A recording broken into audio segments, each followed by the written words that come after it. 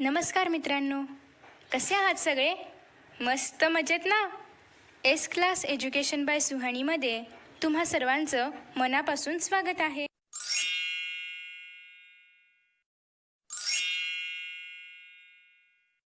मित्रांनो, आज आपण पाहतोय 10th standard science part 1 lesson number 8 मेटॅलर्जी.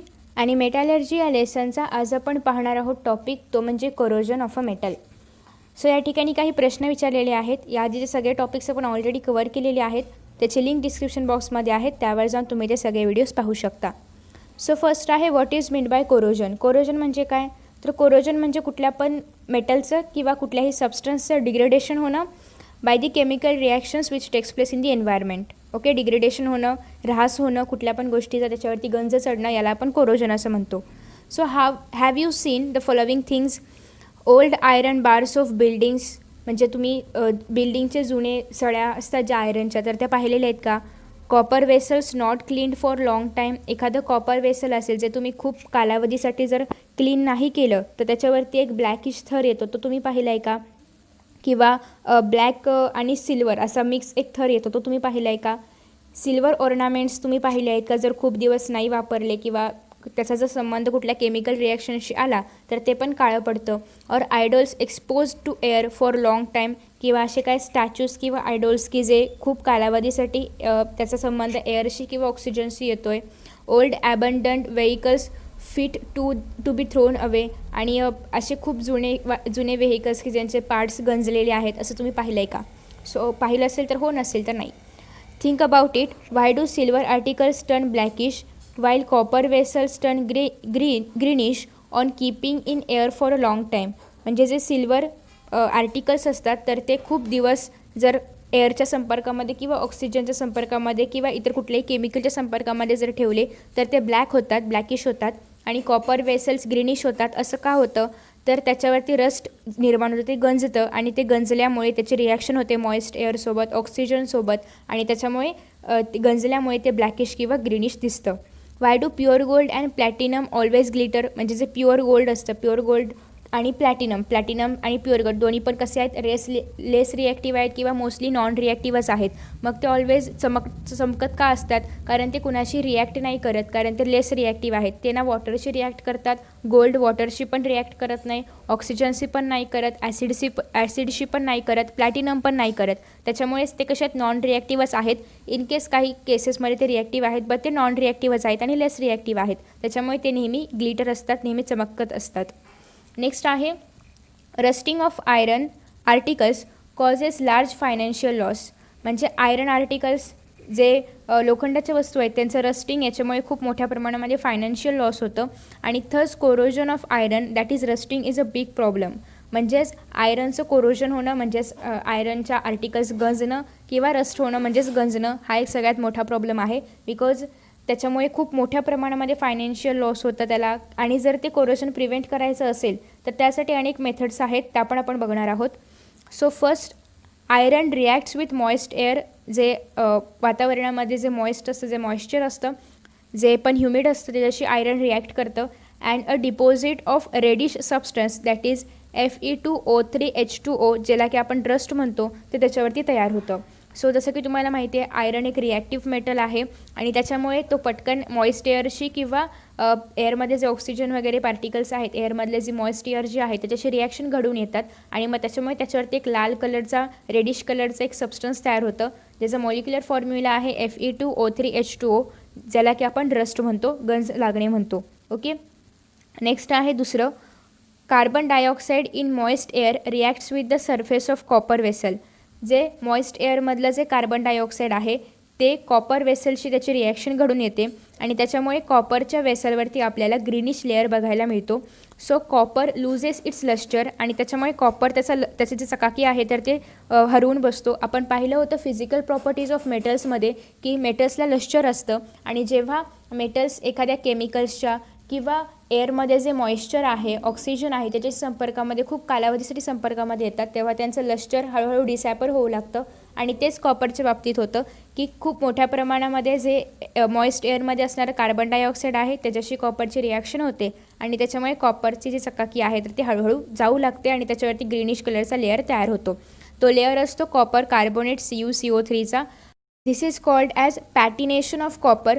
ज्याप्रमाणे आयरनवरती जो रेडिश कलरचा थर तयार होतो ड्यू टू कोरोजन, त्याला आपण रस्ट म्हणतो, त्याचप्रमाणे जो कार्बन डायऑक्साईडमुळे किंवा मॉइस्ट एअरमधल्या अदर पार्टिकल्समुळे कॉपर वेसल्सवरती जो ग्रीनिश कलरचा लेअर तयार होतो which is made up of copper carbonate, त्याला आपण पॅटिनेशन ऑफ कॉपर असं म्हणतो. नेक्स्ट आहे on exposure to air silver articles turn blackish after some time. जेव्हा एअरशी संपर्क होतो खूप कालावधीसाठी तर तेव्हा जे सिल्वरचे वेसल आहेत, जे पण चांदीची भांडी आहेत, तर ती खूप कालावधीनंतर ब्लॅकिश होऊ लागतात. ब्लॅक म्हणजे त्याची चकाकी जाऊ लागते, लष्टर जाऊ लागतं. आणि this is because of layer of silver sulphide, कारण त्याच्यावरती सिल्वर सल्फाईडचा लेअर तयार होतो. त्याचा मॉलिक्युलर फॉर्म्युला आहे Ag2S आणि formed by the reaction of silver with hydrogen sulphide in air. एअरमध्ये जे हायड्रोजन सल्फाईड प्रेझेंट असतं त्याच्याशी सिल्वरची रिॲक्शन होते खूप कालावधीसाठी जर एक एअरच्या संपर्कामध्ये जर असेल तर, आणि त्याच्यावरती एक ब्लॅकिश कलरचा लेअर तयार होतो which is made up of silver sulphide. Next आहे fourth, by oxidation of aluminium. ॲल्युमिनियमच्या ऑक्सिडेशनमुळे a thin layer of aluminium oxide forms on it. म्हणजेच ॲल्युमिनियमची जी भांडी असतात तर ॲल्युमिनियमच्या भांडीचा जेव्हा ऑक्सिजनच्या संपर्कामध्ये येतो, ऑक्सिजनशी संपर्क होतो, तर तेव्हा ॲल्युमिनियम ऑक्साईड त्या ॲल्युमिनियमच्या भांड्यांवरती तयार होतं.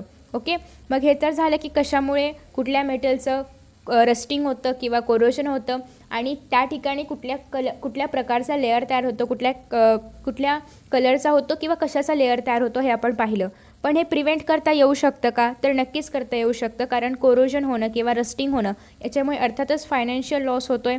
कारण त्याच्यासाठी जर आपण काहीतरी प्रिव्हेंटेशन्स केले तर तो फायनान्शियल लॉस पण वाचेल आणि ती भांडी किंवा जे काही आर्टिकल्स आहेत तर ते पण व्यवस्थित राहतील. तर या ठिकाणी कोरोजनचे इफेक्ट्स कशा पद्धतीने होऊ शकतात, तर हे एक सिल्वरचं वेसल आहे की ज्याच्यावरती रस्टिंग झाले, म्हणजे ज्याच्यावरती ब्लॅकिश कलरचा लेअर आलेला आहे आणि सिल्वरवरती जो ब्लॅकिश कलरचा लेअर येतो त्याला आपण सिल्वर सल्फाईड असं म्हणतो. कशामुळे येतो? हायड्रोजन सल्फाईडसोबत रिॲक्शन झाल्यामुळे. नेक्स्ट आहे रस्टड शॅकल्स, म्हणजे जे साखळ्या असतात.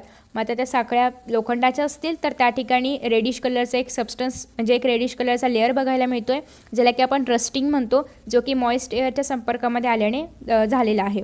नेक्स्ट आहे the copper clad Statue of Liberty made 300 years ago has turn green. म्हणजे कॉपरची स्टॅच्यू ऑफ लिबर्टी तुम्हाला माहिती असेल, जे की 300 वर्षांपूर्वी बांधण्यात आलेलं आहे. कॉपरचं बांधण्यात आलं होतं आणि आता सध्या त्याचा कलर ग्रीन झालेला आहे. का? तर आत्ताच आपण पाहिलं तर कॉपर जर वातावरणातल्या किंवा मॉइस्ट एअरच्या कार्बन डायऑक्साईडशी संपर्कात आलं तर त्या ठिकाणी त्याच्यावरती एक ग्रीनिश लेअर तयार होतो which is of copper carbonate, आणि त्यालाच आपण पॅटिनेशन ऑफ कॉपर असं म्हणतो, जे की स्टॅच्यू ऑफ लिबर्टीवरती आपल्याला ग्रीनिश कलर पाहायला मिळतो आहे. Okay, so preventation of corrosion, हे कोरोजन प्रिव्हेंट करण्यासाठी काय करावं लागेल, तर which measures would you suggest to stop the corrosion of metallic articles or not to allow the corrosion to start. मग एकतर गंज लागू नये किंवा गंजू नयेत भांडी, यासाठी आर्टिकल्स वगैरे गंजू नयेत, यासाठी तुम्ही काय सजेशन देऊ शकता का, काय सजेस्ट करू शकता का? तर एकतर गंज लागू नयेत म्हणून आपण बघतो की बऱ्याच वेळा ज्या लोखंडाची खिडकी जर असेल तर त्याला गंज लागू नये खिडकी त्या सळ्यांना, म्हणून त्यासाठी त्याच्यावरती कलर दिला जातो किंवा एक स्पेसिफिक थर दिला जातो कलरचा, तर ते केल्यामुळे त्याला कोरोजन वगैरे होत नाही. तर त्याचबरोबर अनेक जे युटेन्सिल्स आहेत तर त्याला पण आतमधून कलई वगैरे लावली जाते, ज्याला आपण मराठीमध्ये कलई म्हणतो, तर कलई लावली जाते आणि त्याच्यामुळे पण त्याचा कोरोजन होत नाही किंवा रस्टिंग होत नाही. नेक्स्ट आहे what is done so to prevent rusting of iron windows and iron doors of your house. आत्ताच आपण पाहिलं की जे लोखंडाचे विंडोज किंवा डोअर्स असतात त्यांचं रस्टिंग होऊ नये यासाठी त्याच्यावरती कलर दिला जातो, आणि जेणेकरून एक कलरचा लेअर, म्हणजेच जेव्हा आता सपोज की हे आयरन आहे याच्यावरती आपण कलर दिलेला आहे आणि इथे एअर आहे, मग एअरचा आणि या आयरनचा संपर्क सहजासहजी येत नाही कारण मध्ये एक कलरचा लेअर आहे आणि त्याच्यामुळे त्याचं रस्टिंग होत नाही. सो नेक्स्ट आहे various methods are used to protect metals from corrosion. मेटल्सचं कोरोजनपासून वाचवण्यासाठी अनेक मेथड्सचा वापर केला जातो. Special attention is paid in almost all the methods so that iron does not rust. आणि प्रत्येक ठिकाणी आयरन रस्ट होऊ नये, कारण आयरन रस्ट होणं हे कारण खूप ठिकाणी आयरनच्या गोष्टी वापरल्या जातात आणि लोखंडाचा रस्ट होणं हे फायनान्शियली खूप लॉस होण्यासारखं आहे, आणि त्याच्यामुळे आयरन रस्ट होऊ नये यासाठी खूप गोष्टी केल्या जातात, खूप मेथड्स त्याच्यासाठी आहेत. We can lower the rate of the process of rusting of iron म्हणजेच लोखंडाच्या वस्तू गंजू नयेत यासाठी त्यांच्यामध्ये जे रिॲक्शन होते त्याचा रेट कमी करणं. आणि corrosion of metals can be stopped by keeping metals isolated from a direct contact with air. जसं की लोखंडाच्या खिडक्यांना किंवा दरवाज्यांना कलर दिला जातो म्हणजे जेणेकरून ते आयसोलेट राहावं आणि त्याचा संपर्क एअरशी येऊ नये किंवा मॉइस्ट एअरशी येऊ नये आणि ते रस्ट होऊ नये यासाठी. नेक्स्ट आहे the prevention of corrosion can be achieved by various ways. Some of these methods are as follows. म्हणजे कोरोजन थांबवू शकतो आपण आणि त्यासाठी अनेक मेथड्स आहेत, तर त्याच मेथडचा अभ्यास आता आपण करणार आहोत. सो फर्स्ट आहे to fix a layer of some substance of the metal on the metal surface so that the contact of the metal with moisture and oxygen in the air is prevented and no reaction would occur between them. मग असा एखादा layer लावणं म्हणजे हे जसं की आपण colour देतो आयरन ऑब्जेक्ट्सला किंवा आर्टिकल्सला, तर हे मेटल आहे आणि ही सराउंडिंगमधली एअर किंवा ऑक्सिजन आहे, तर यांचा आणि मेटलचा संपर्क येऊ नये यासाठी कुठला तरी स्पेशल किंवा एखादा सर्टन सबस्टन्सचा लेअर दिला जातो जेणेकरून दोघांमधला संपर्क सहजासहजी येऊ नये. नेक्स्ट आहे to prevent corrosion of metals by applying a layer of paint. मग हा जो लेअर आहे हा एकतर पेंट कलरचा असू शकतो किंवा ऑइलचा असू शकतो किंवा ग्रीसचा or varnish on their surface. So for example corrosion of iron can be prevented by this method. मग या ठिकाणी हा जो लेअर आहे तो ऑइल ग्रीस किंवा पेंट कशाचाही असू शकतो की जेणेकरून त्या मेटलचा संपर्क वातावरणामधल्या ऑक्सिजनशी येऊ नये. आणि मग याचा वापर पण आयरनचं रस्टिंग थांबवण्यासाठी केला जातो. Can be permanently prevent the rusting of an iron article by applying a layer of paint on it surface. म्हणजे जेव्हा आपण आयरनच्या ऑब्जेक्टवर लोखंडाच्या ऑब्जेक्टवर जेव्हा आपण कलर देतो, कलरचा लेअर देतो, तर आपण परमनंटली त्याचं रस्टिंग थांबवू शकतो का? तर नाही. वी कॅनॉट परमनंटली आपण नाही थांबवू शकत. So we cannot protect the articles permanently from rusting by painting them. Permanently नाही, पण त्याचा जो रेट आहे रस्टिंग होण्याचा तो आपण कमी करू शकतो. So the method of painting is suitable for short time. आणि रस्टिंग थांबवण्यासाठी जो आपण पेंट देतो, जो आपण कलर देतो, तर त्याच्यामुळे काही कालावधीसाठी रस्टिंग थांबू शकतं. If there is a scratch on the paint. आणि जर त्या पेंट सरफेसवरती म्हणजे आपण एखाद्या आयरनला पेंट दिलं आणि त्याच्यावरती जर स्क्रॅच आलं, त्याच्यावरती जर ते पेंट जर निघालं, तर मग ते रस्ट होऊ शकतं. So on the surface of the article and if a small surface of the metal comes in contact with the air, the process of rusting starts below the layer of the paint. आणि जर एखादा थोडासा जरी त्याच्यावरती scratch पडला तरी पण त्या ठिकाणी कोरोजन किंवा रस्टिंग होऊ शकतं आणि मग त्या पेंटच्या लेअरच्या खाली पण ते रस्टिंग स्टार्ट होतं. तर अशा पद्धतीने आपण जर पेंट दिलं तर ते पूर्णतः रस्टिंग थांबेलच असं नाही आहे, काही कालावधीसाठी थांबू शकतं. नेक्स्ट आहे why do new iron sheets appear shiny. जे नवीन शीट्स असतात तर ते शायनी का दिसतात? तर त्याचं रस्टिंग होऊ नये यासाठी त्याच्यावरती स्पेशल टाईपचा एक लेअर दिलेला असतो. Corrosion can be prevented by putting a layer of non corrodible metal on a corrodible metal. This can be done in many ways. म्हणजे कोरोजन जे आहे ते आपण थांबवू शकतो कसं? तर putting a layer of non corrodible म्हणजे कोरोजन होऊ न देणारा असा layer on a corrodible metal म्हणजे कोरोजन होतील अशा मेटल्सवरती कोरोजन होऊ न देणारा लेअर लावून आपण कोरोजन थांबवू शकतो. सो त्याच्यामध्येच पहिली मेथड आहे galvanising. In this method thin layer of zinc is applied to prevent corrosion of iron or steel. म्हणजे या ठिकाणी आयरन और स्टील काय आहेत? कोरोडिबल मेटल्स आहेत आणि झिंकचा जो लेअर आपण लावणार आहोत तर तो नॉन कोरोडिबल आहे म्हणजे तो गंजणारा नाही आहे. असे लेअर्स आपण गंजणाऱ्या मेटल्सवरती लावणार आहोत.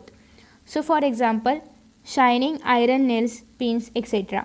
In this method corrosion of zinc occurs first because zinc is more electropositive than iron. मग या ठिकाणी याच्यावरती काय केलं जातं की झिंकचा लेअर लावला जातो. मग जेव्हा पण कोरोजन होईल तेव्हा आधी झिंकचं कोरोजन होईल आणि मग आयरनचं. सो त्याच्यामुळे आयरनचं कोरोजन होण्याचा जो रेट आहे तर तो कमी होतो. आणि after a few rainy seasons the zinc layer goes away and the inner iron gets exposed and then iron starts rusting. आणि मग रेनी सीझनमुळे काय होणार आहे? त्याच्यावरचा जो झिंकचा लेअर आहे तो हळूहळू जाणार आहे. मग काही रेनी सीझन्सनंतर काही पावसाळ्यामध्ये तो जो झिंकचा लेअर आहे आयरनवरती अप्लाय केलेला तर तो हळूहळू जाणार आहे आणि मग तो गेल्यानंतर मग फक्त आयरन राहील की ज्याचा संपर्क वातावरणाशी येईल आणि मग त्याच्यानंतर आयरन रस्ट व्हायला स्टार्ट होणार आहे. ओके, म्हणजे परमनंटली गॅल्वनायझेशन करून पण आपण परमनंटली आयरन रस्टिंग होण्यापासून वाचवू शकत नाही, काही कालावधीसाठी वाचवू शकतो. सो मग नेमकं कशा प्रकारे केलं जातं गॅल्वनायझेशन ते आता आपण बघूया. तर पहिलंच जे आहे तर ते आयरन शीट्स असतील किंवा पिन्स वगैरे जे पण असेल ते स्टील असेल किंवा आयरन असेल तर त्याचं कॉस्टिक क्लिनिंग केलं जातं. त्याच्यानंतर त्याचं रायझिंग केलं जातं, त्याच्यानंतर पिकलिंग केलं जातं, त्याच्यानंतर परत रायझिंग केलं जातं, मग फ्लक्स सोल्युशनमध्ये त्याला टाकलं जातं, मग ड्राय केलं जातं, मग त्याला झिंकच्या सोल्युशनमध्ये टाकलं जातं, मग त्याला परत कूल केलं जातं, त्याचं इन्स्पेक्शन केलं जातं आणि मग ते येणार विकण्यासाठी किंवा परचेस करण्यासाठी. ओके, तर अशा पद्धतीने गॅल्वनायझेशन मेथड आपण पाहिलेली आहे. गॅल्वनायझेशनमध्ये झिंकचा एक थर दिला जातो स्टीलच्या किंवा आयरनच्या आर्टिकल्सला, जेणेकरून त्याचं ते गंजू नये. नेक्स्ट आहे tinning method. So in this method a layer of molten tin is deposited on metal, ज्याला की आपण कलही म्हणतो, त्यालाच आपण इंग्लिशमध्ये टिनिंग म्हणतो. So a greenish layer forms on the surface of copper और ब्रास वेसल. आत्ताच आपण पाहिलं एक एक्झाम्पल पण पाहिलं स्टॅच्यू ऑफ लिबर्टीचं, की एखादा जर कॉपरचं आर्टिकल असेल तर त्याच्यावरती ग्रीनिश कलरचं कोरोजन तयार होतं आणि ते नथिंग बट काय असतं, कॉपर कार्बोनेट असतं. आणि ते थांबवण्यासाठी किंवा ब्रास वेसल्सवरती होणारा ग्रीनिश लेअर त्याचं गंजणं थांबवण्यासाठी त्याच्यावरती टिनिंग केलं जातं, कलही केली जाते.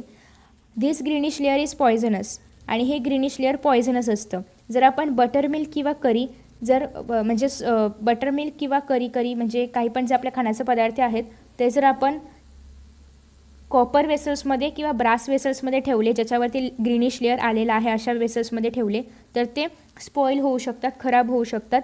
आणि tinning is done to prevent all such damages. आणि मग हे होऊ नये किंवा कॉपर किंवा ब्रास वेसल्सवरती ग्रीन कलरचा पॉयझनस लेअर येऊ नये याच्यासाठी टिनिंग केलं जाते, कलही केली जाते. सो एक कोट थोडक्यात दिला जातो त्याला बाहेरून आणि आतून त्या भांड्याला. नेक्स्ट आहे anodisation. So in this method metals like copper, aluminium are coated with a thin and strong layer of their oxides by means of electrolysis. म्हणजे काय, या मेथडमध्ये जे मेटल्स आहेत, कॉपर आहे, ॲल्युमिनियम आहे, त्यांना एक कोट दिला जातो बाहेरून, एक लेअर दिला जातो जो की थिन असतो पण स्ट्रॉंग असतो, त्यांच्याच ऑक्साईडचा. कशाच्या सहाय्याने? इलेक्ट्रोलायसिसच्या सहाय्याने. So for this the copper और aluminium article is used as anode. आणि मग यासाठी ज्याला पण लेअर द्यायचं आहे असे कॉपर आणि ॲल्युमिनियमचे आर्टिकल्स एनोड म्हणून वापरले जातात. कारण इलेक्ट्रोलायसिस रिॲक्शनमध्ये 2 इलेक्ट्रोड्स असतात, एक तर कॅथोड आणि एक तर anode. Cathode which is positively charge, anode which is negatively charge. Okay, so आता या ठिकाणी ज्याला लेअर द्यायचं आहे असे ॲल्युमिनियमचे किंवा कॉपरचे जे आर्टिकल्स आहेत ते आपण एनोड म्हणून वापरतो. आणि as this oxide layer is strong and uniform all over the surface, it is useful for preventation of corrosion of the metal. आणि मग या ॲनोडायझेशनमध्ये काय केलं जातं की जे ॲल्युमिनियम किंवा कॉपरचे आर्टिकल्स आहेत त्यांना त्यांच्याच ऑक्साईडचा लेअर दिला जातो आणि हा लेअर थिन असतो, त्याचबरोबर तो स्ट्रॉंग असतो आणि तो सगळीकडे सारखा लागतो. आणि सगळीकडे सारखा लेअर असल्यामुळे त्याचं जे कोरोजन आहे त्या मेटलचं, तर त्याच्यापासून तो मेटल दूर राहू शकतो, म्हणजे त्याचं कोरोजन लवकर होत नाही. Okay, so for example, when aluminium is anodised the thin layer of aluminium oxide is form. म्हणजे जेव्हा ॲल्युमिनियम ॲनोडाईज केलं जातं, ॲल्युमिनियम आपण एक ॲनोड म्हणून वापरतो इलेक्ट्रोलायसिस प्रोसेसमध्ये, तेव्हा ॲल्युमिनियम ऑक्साईड तयार होतं. It obstructs the contact of the aluminium with oxygen and water. आणि ॲल्युमिनियमचा वॉटर किंवा ऑक्सिजनशी येणारा जो संपर्क आहे त्याच्यामध्ये अडथळा निर्माण करतं कोण? Aluminium oxide. So this prevents further oxidation. आणि त्याच्यामुळे परत पुढे ऑक्सिडेशन होत नाही, कारण तो मार्ग पूर्ण ब्लॉक केला जातो कोणाकडून? ॲल्युमिनियम ऑक्साईडकडून. So this protection can be further increased by making the oxide layer thicker during the anodisation. आणि मग एकतर थिन लेअर तयार होतो, मग हे जर अजून थिक पण लेअर तयार केला जाऊ शकतो, जेणेकरून जास्त कालावधीसाठी कोरोजनचा रेट कमी व्हावा यासाठी. ओके, सो अशा पद्धतीने हे होती ॲनोडायझिंग मेथड, त्याचं डायग्राम पण दाखवलेला आहे. नेक्स्ट आपण पाहणार आहोत पुढची मेथड, जी की आहे electroplating method. So in this method a less reactive metal is coated on a more reactive metal by electrolysis. ही पण इलेक्ट्रोलायसिस मेथडच आहे. याच्यामध्ये काय केलं जातं की जो लेस रिॲक्टिव्ह मेटल आहे तर तो जो मोर रिॲक्टिव्ह मेथड आहे त्याच्यावरती लावला जातो. सपोज आपण एक एक्झाम्पल घेऊया, जसं की या ठिकाणी सांगितलेलं आहे सिल्वर प्लेटेड स्पून्स. म्हणजे स्पून्स ज्या असतात, ज्या की स्पून्स कशाचे असतात? ॲल्युमिनियमचे असतात. Aluminium is a reactive method. मग ॲल्युमिनियमचा जो स्पून आहे याच्यावरती सिल्वरचा कोट दिला जातो. सिल्वरचा कोट का दिला जातो? तर सिल्वर कसं आहे? लेस रिॲक्टिव्ह आहे, म्हणून सिल्वरचा कोट दिला जातो. मग सिल्वर लेस रिॲक्टिव्ह आहे तर ते काय करणार? ते ऑक्सिजनशी रिॲक्ट होणार नाही किंवा ॲसिडशी वगैरे लवकर रिॲक्ट होणार नाही, आणि त्याच्यामुळे हा जो ॲल्युमिनियमचा स्पून आहे तर त्याचं कोरोजन होणार नाही. So silver plated spoons, gold plated ornaments are the examples of electroplating. आणि हे सगळे इलेक्ट्रोप्लॅटिंगचे एक्झाम्पल्स आहेत. सो या ठिकाणी पण इलेक्ट्रोलायसिस मेथड आहे. जे सिल्वर प्लेट आहे तर त्याचा ॲनोड म्हणून वापर केला जातो आणि कॅथोड म्हणून ॲल्युमिनियम स्पून घेतला जातो. आणि मग ह्याचं जे सिल्वर प्लेटचा जो सिल्वरनेस आहे तर तो या ठिकाणी या ॲल्युमिनियमवरती एक थर दिला जातो ॲल्युमिनियम स्पूनवरती, आणि मग ॲल्युमिनियम स्पूनचा जो कोरोजन होण्याचा रेट आहे तर तो कमी केला जातो. नेक्स्ट आहे alloying. Majority of the metallic substances used presently are in the form of alloys. So what is alloys? Alloys म्हणजे काय ते पण आपण याच्यामध्ये बघणार आहोत. The main intention behind this is to decrease the intensity of corrosion of metal. मेटलचं corrosion कमी करण्यासाठी, त्याची इंटेन्सिटी कमी करण्यासाठी मोस्ट ऑफ द सबस्टन्सेस जे आहेत तर ते अलॉईजपासून बनवले जातात. अलॉईज म्हणजे काय तर खूप सारे मेटल्स एकत्र मिक्स करणं. Okay, so the homogeneous mixture formed by mixing a metal with other metal, म्हणजे एकतर मेटल आणि दुसरा मेटल दोघांचं होमोजिनियस मिक्सचर तयार करणं, किंवा मेटल्स नॉन मेटल्स यांचं होमोजिनियस मिक्सचर तयार करणं इन सर्टन प्रपोर्शन. पण एखाद्या सर्टन प्रपोर्शनमध्ये त्याला आपण काय म्हणतो? अलॉय म्हणतो. म्हणजेच एक असं एकजिन्सी मिक्सचर म्हणजेच एकदम असं एकजीव असं मिक्सचर तयार करणं मेटल्स टू मेटल्सचं किंवा मेटल्स आणि नॉन मेटल्सचं इन अ सर्टन प्रपोर्शन, एका ठराविक प्रपोर्शनमध्ये त्याला आपण अलॉय म्हणतो. जसं की example, bronze is an alloy formed from 90% copper and 10% tin. तुम्हाला माहिती असेल ब्रॉन्झचं मेडल पण असतं. सो ब्रॉन्झ कशापासून तयार होतं? 90% कॉपर आणि 10% टीन यांचं जेव्हा एकत्रित होमोजिनियस मिक्सचर केलं जातं तर त्यापासून तयार होतो तो bronze. Bronze statues do not get affected by sun and rain. आणि ब्रॉन्झचे जे स्टॅच्यूज असतात किंवा ब्रॉन्झपासून तयार झालेले जे पण स्टॅच्यूज असतात तर त्याच्यावरती रेनचा, पावसाचा किंवा सन रेसचा काही इफेक्ट होत नाही. का तर ते जी कोरोजनची इंटेन्सिटी आहे ते डिक्रीज व्हावं यासाठीच ते अलॉय बनवण्यात आलेले आहेत. स्टेनलेस स्टील, तुम्ही स्टेनलेस स्टीलची घरामध्ये भांडी पण बघत असाल, ती पण गंजत वगैरे नाहीत जास्त, म्हणजे पटकन गंजत नाहीत किंवा गंजतच नाहीत मुळात most of the utensils. So stainless steel does not get stains with air or water and also does not rust. आणि जे स्टेनलेस स्टील आहे त्याच्यावरती पण कुठल्याही म्हणजे एअरमुळे किंवा वॉटरमुळे कुठले स्ट्रेन्स येत नाहीत आणि ते रस्ट होत नाहीत, गंजत नाही. सो स्टेनलेस स्टील कशाचं अलॉय आहे तर 78% त्याच्यामध्ये आयरन आहे, 18% क्रोमियम आहे आणि 8% कार्बन आहे. या सगळ्याचं मिळून तयार होतं ते म्हणजे स्टेनलेस स्टील. आणि ते असं अलॉय आहे की त्याच्यावरती एअरचं, वॉटरचं परिणाम होत नाही, ते रस्ट पण होत नाही. In the recent times various types of alloys are used for minting coins. म्हणजे कॉईन्स बनवण्यासाठी पण आजकाल व्हेरियस टाईपचे अलॉयज वापरले जातात. आत्ताचे आपले जे कॉईन्स आहेत ते पण अलॉयपासूनच बनवलेले आहेत, कारण ते रस्ट होऊ नयेत यासाठी, किंवा त्याच्यावरती कुठल्याही ॲसिडचं वगैरे इफेक्ट होऊ नये, त्याच्यावरती कुठले ऑक्सिजनचा जास्त कालावधीमध्ये जर संपर्क आला तर ते रस्ट होऊ नये यासाठी. So do you know when one of the metals in an alloy is mercury the alloy is called amalgam. म्हणजे अलॉयमधला जर एखादा म्हणजे आता आपण काय पाहिलं की alloy is a homogeneous mixture made by mixing metals और नॉन मेटल्स किंवा मेटल्स अँड मेटल्स. सो मग त्याच्यामधला जर एखादा घटक जर मेटल जर मर्क्युरी असेल तर त्याच्यापासून जो तयार होणारा अलॉय आहे तर त्याला आपण ॲमॅल्गम म्हणतो. जसं की फॉर एक्झाम्पल सोडियम ॲमॅल्गम, मग याच्यामध्ये सोडियम असणार आहे पण सोबतच मर्क्युरी पण असणार आहे आणि इतर जे काही मेटल्स लागणार आहेत अलॉय तयार होण्यासाठी तर ते असणार आहेत सर्टन प्रपोर्शनमध्ये. सो याच्यामध्ये मर्क्युरी आहे की नाही ते कसं ओळखायचं तर त्या नावासमोर ॲमॅल्गम लावलं जातं. याचा अर्थ सोडियममध्ये या अलॉयमध्ये मर्क्युरीचा समावेश आहे. Zinc amalgam etcetera. So silver amalgam was earlier used by dentists and gold amalgam is used for extraction of gold. तर अशा पद्धतीने अलॉईजमध्ये जर मर्क्युरी असेल तर त्याला आपण ॲमॅल्गम असं म्हणतो. त्याच्यानंतर पुढे आहे कलेक्ट इन्फॉर्मेशन.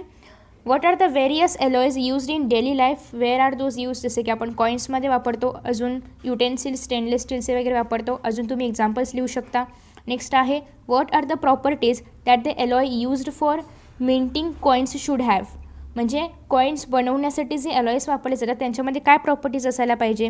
एक तर ते रस्ट नाही व्हायला पाहिजे, सगळ्यात महत्त्वाची गोष्ट, कारण अलॉयस आपण यासाठीच बनवतो की ते रस्ट नाही व्हायला पाहिजे. त्याच्यावरती अँटी कोरोजन लेअर असायला पाहिजे. तर या सगळ्या गोष्टी बघितल्या जातात, या सगळ्या प्रॉपर्टीज असायला पाहिजेत. सो इन दिस वे आपला हा लेसन फायनली संपलेला आहे. याचे सगळे आधीचे पार्ट्स मी ऑलरेडी अपलोड केलेले आहेत आणि मला खात्री आहे तुम्ही ते टॉपिक्स नक्की पाहिले असतील. सो आणि आय होप की तुम्हाला हे सगळे व्हिडिओज आवडले असतील, लेसन आवडला असेल. यानंतरचं जो लेसन आहे कार्बन कंपाऊंड्स आणि लास्ट लेसन आहे दॅट इज स्पेस मिशन, ते आपण पुढील येणाऱ्या व्हिडिओजमध्ये पाहणार आहोत. मित्रांनो, तुम्हाला जर हा व्हिडिओ आवडला असेल ना तर नक्कीच व्हिडिओला लाईक करा, शेअर करा. त्याचबरोबर यांसारखे नवनवीन व्हिडिओज पाहण्यासाठी चॅनलला सबस्क्राईब करा आणि नोटिफिकेशन बेल आयकॉनवर क्लिक करा. म्हणजेच मी जेव्हा जेव्हा यांसारखे नवनवीन व्हिडिओज अपलोड करेन तेव्हा तेव्हा तुम्हाला त्याचं नोटिफिकेशन मिळत राहील. मित्रांनो, असेच छान छान आणि मस्त मस्त व्हिडिओ या चॅनलवरती अवेलेबल आहेत. चला तर मित्रांनो, आता या ठिकाणी आपण इथेच विश्रांती घेऊया.